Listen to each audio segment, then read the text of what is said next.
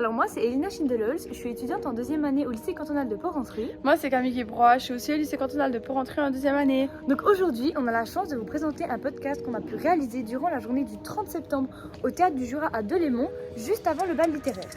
Durant cette journée, on a pu rencontrer plusieurs écrivains, dont un qui nous a particulièrement plu, Camille Rebeté. Donc on a pu lui poser quelques questions et on vous laisse le découvrir. Bonjour. Bonjour. Alors aujourd'hui on va vous présenter Camille Rebeté en lui posant quelques questions. Donc est-ce que vous pouvez commencer par nous parler un peu de votre enfance ? Oui, mon enfance, j'ai pas eu une enfance normale. En fait, pour moi, c'était normal. Mais pour les autres, d'après ce que j'ai compris plus tard, j'étais un fils d'anarchiste communiste et de drogué. Et j'étais un pauvre enfant. Parce que j'ai vécu dans la création du Café du Soleil à Seigneur-Légier, dans une forme de système anarchiste et autogéré, et branché sur la culture, les événements culturels. Et j'ai grandi là-dedans, entre des déchirements, entre les gens, une famille très large, qui m'a constitué. Et donc dans cet environnement, comment vous avez su que vous vouliez être écrivain ou que ça allait devenir votre métier ? Oh là là, alors je ne l'ai pas su tout de suite, hein. Je l'ai su par élimination en fait. Parce que j'ai fait du théâtre dans le cadre des débuts de la pédagogie théâtrale dans le canton. Et c'était cool, j'ai trouvé beaucoup d'énergie là-dedans, mais je me disais, je vais faire un métier. Oui. Et j'ai fait à peu près tous les programmes d'université de Neuchâtel possible, en jouant aux cartes tout le temps parce que j'y allais jamais. Et après, j'ai un peu sombré après le lycée en me disant, il n'y a rien qui me convenait. Puis je me suis souvenu que j'avais cette énergie-là, donc j'y suis allé à fond. Et même après, quand j'étais à l'université, donc j'ai fait des études au Québec, les premiers cours que j'ai pris, c'était des cours de jeu, des cours de mise en scène, des cours de scénographie, des choses comme ça. Les derniers que j'ai pris, c'est un cours d'écriture. J'avais un peu peur d'aller là où je sentais qu'il y avait quelque chose. En fait, moi, j'ai quasiment pas de photos de mon enfance. Parce que mes parents m'ont dit, quand j'ai dit, mais pourquoi il n'y a pas de photos, ils m'ont dit, mais on changeait, on préparait l'avenir. On ne pouvait pas s'occuper d'archiver le passé. Donc j'en ai très peu. J'ai en tout cas pas de photos où je lis des livres. Par contre, j'ai des photos où je suis dans des endroits toujours reliés quand même à quelque chose de politique. Et voilà, c'est pour ça que j'ai choisi cette photo à la gare de Basse-Cour, où je suis sur un balcon en train d'observer avec un drapeau jurassien qui flotte. Comment est-ce que vous trouvez votre inspiration pour écrire vos textes ? Alors, je dirais il y a deux choses en fait. Plus que les inspirations, c'est des fulgurances. Il y a des moments dans la vie où j'entends quelque chose, puis je fais ça me rentre dans la gueule. Genre le texte que je vais vous lire tout à l'heure, qui s'appelle La grève des becs. C'est quand ma fille avait 2 ans et demi, et du jour au lendemain, elle a plus fait de bec, en fait. Quand on va faire un bec pour dire bonne nuit, etc. Là, il n'y avait plus rien. Et ça a duré 6 mois. Puis pour un papa, tu te dis, ouais bon ok, tu fais pas de bec, tu es de mauvaise humeur, mais 6 mois c'est long. Et un jour je suis allé, puis je lui ai dit, mais ok, c'est quoi, tu fais la grève, mais qu'est-ce que tu revendiques ? Et cette idée de la grève des becs, elle est restée, et j'en ai fait une sorte de Greta Thunberg politique, avant Greta Thunberg. Grève des becs, qu'est-ce que l'enfance revendique des adultes, et qu'est-ce que l'enfance ou les enfants peuvent mettre dans la négociation. C'est la tendresse, c'est l'amour, c'est les becs, c'est des trucs comme ça. Si on enlève ça, on met le monde adulte à plat ventre. C'était ça le principe. Comme ça.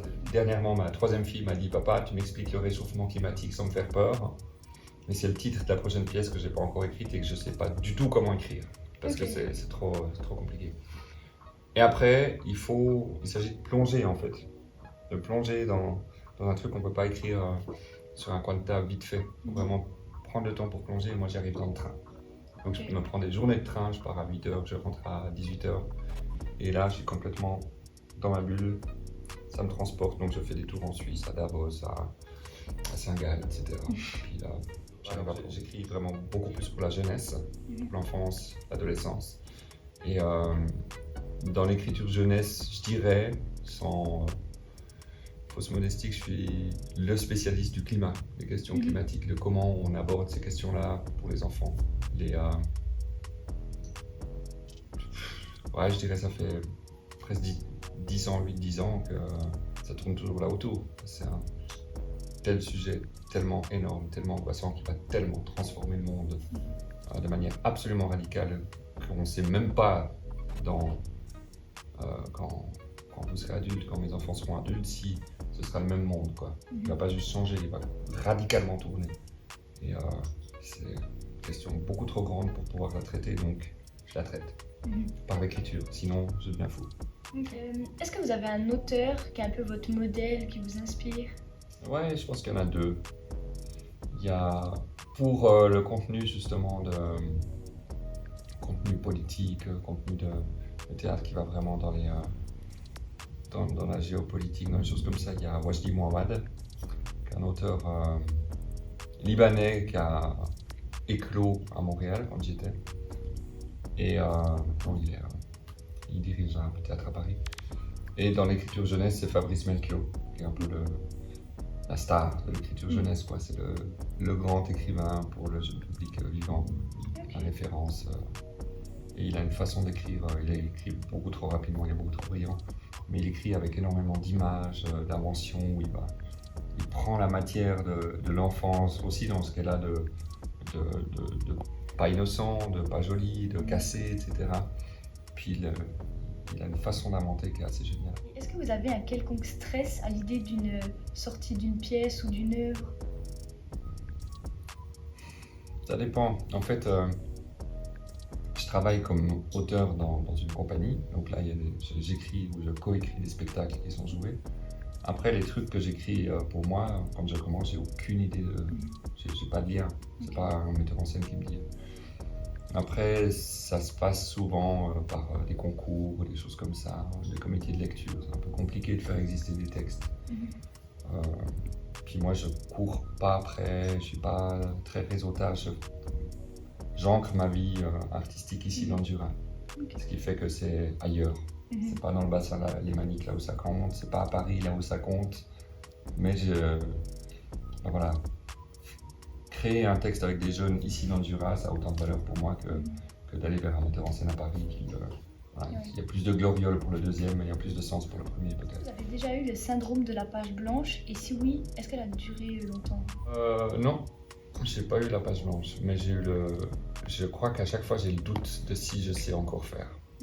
Parce que, alors oui, il y a des techniques d'écriture, il y a des codes, il y a des façons de penser l'écriture qui datent d'Aristote, donc du 5 siècles avant Jésus-Christ. On utilise encore ce qu'il a défini dans la poétique pour écrire la tragédie. Et donc ça, on s'y réfère toujours. Mais je sais pas déjà si je serai pertinent dans ce que j'écris, si ça vaut la peine, etc. chaque fois que je commence. Et si ce que j'ai à dire est pertinent, puis mérite d'être dit. Parce que pour moi, il y a beaucoup trop de théâtre où on se divertit, où les artistes font joujou, ou font des trucs jolis, et ça, je déteste. Parce que pour moi, une parole théâtrale, elle doit dire quelque chose sur le monde d'aujourd'hui. Et c'est pas une parole de musée où on fait un Molière joli, mais on n'a rien à dire sur la période actuelle. Donc ça me fâche souvent, ce genre de choses. Oui, je vois. Ah bon? Et pour finir, est-ce que vous pouvez nous lire du coup un passage de votre œuvre préférée? Oui, donc c'est maman qui parle à Nana, et c'est le moment où Nana a l'idée de faire la grève des becs. Donc maman, à ton tour maintenant. Ça pourrait être pire, non? Je pourrais être malade. Il y a plein de gens qui attrapent des cochonneries autour de nous. Plume chante. Toi, tu es en bonne santé? Il n'y a pas d'ouragan ni de centrale qui explose tous les jours quand même. On est tous les trois, on a juste à s'aimer comme il faut. Dis-moi ce que tu veux de plus, Nana. Nana. Ma mère, c'est ma mère. Je ne peux pas m'empêcher de l'aimer. Je voudrais qu'elle me cajole, mais je passe à l'action. Et parce que c'est une adulte, je vais lui faire du mal. Elle s'adresse à maman. Je me sens seule au monde, et le monde est 100 000 fois pire que ce que j'imaginais. Je suis triste, ma petite maman. Maman, je comprends. Moi aussi, je suis un peu triste. Viens me faire un bec. Nana, non, pas de bec. Ah, comment ça, pas de bec? je fais plus de bec. Tu fais plus de bec? Je fais plus de bec. Plus jamais. J'espère que si, un jour. Ben, moi aussi, j'espère bien. Allez, c'est moi qui commence, je t'en fais un. Non? Nana! Plus du tout de bec, plus de bisous, plus de câlins, plus de poutous. Je ne veux plus que tu me prennes dans les bras. Ben, t'as à peine 9 ans. C'est pas vraiment contre toi, maman. Tu peux pas me faire ça. J'ai pas le choix. Tu dis toi-même que tu es triste. Je suis triste et je fais plus de bec. Et tu crois que les choses vont s'arranger? En tout cas, j'arrête de faner. Alors, merci beaucoup pour ces passages, c'était vraiment très beau. Et merci beaucoup de nous avoir accordé votre temps. Bah merci.